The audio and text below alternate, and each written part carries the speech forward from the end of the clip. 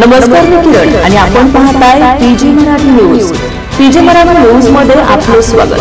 पाहूया बातमी सविस्तरपणे. फुलंब्री तालुक्यातील बोरगाव वर्जे येथील क्रिकेट स्पर्धेत अंतिम सामन्यात अटीतटीच्या लढतीत कोठारा बाजार संघ विजेता ठरलाय, तर बोरगाव वर्जचा संघ उपविजेता ठरलाय. गणपती यात्रा उत्सवानिमित्त या भव्य टेनिस बॉल क्रिकेट स्पर्धेचं आयोजन करण्यात आलं होतं. या स्पर्धेला 27 मार्च रोजी सुरुवात झाली होती. जवळपास 30 संघात हे सामने पार पडले. शुक्रवार रोजी भरदुपारी मोठ्या प्रेक्षक संख्येच्या उपस्थितीत अंतिम सामन्याचा थरार बघायला मिळाला. यात विजयी झालेल्या कोठारा बाजार क्रिकेट संघाला माजी बांधकाम सभापती किशोर बलांडे यांच्या वतीने प्रथम क्रमांकाची ट्रॉफी आणि रोख 25,000 रुपये बक्षीस देण्यात आलं.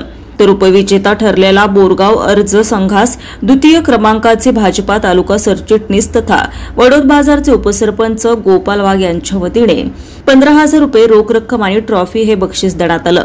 तसेच तृतीय बक्षीस नांदखेडा संघास बोरगाव अर्जचे सरपंच शिवाजी खरात यांच्या वतीने 11,000 रुपये, तर चतुर्थ बक्षीस वडोद बाजार संघास जळगाव मेटे सोसायटीचे चेअरमॅन मंगेश मेटे यांच्या वतीने 5,000 रुपये देण्यात आले.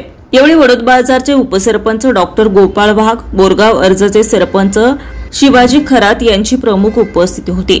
तर ही क्रिकेट स्पर्धा यशस्वीतेसाठी गणेश ठोंबरे, दत्ता बलांडे, सोमीनाथ ठोंबरे, योगेश बलांडे आदींसह पंच कमिटी सदस्यांनी परिश्रम घेतलाय.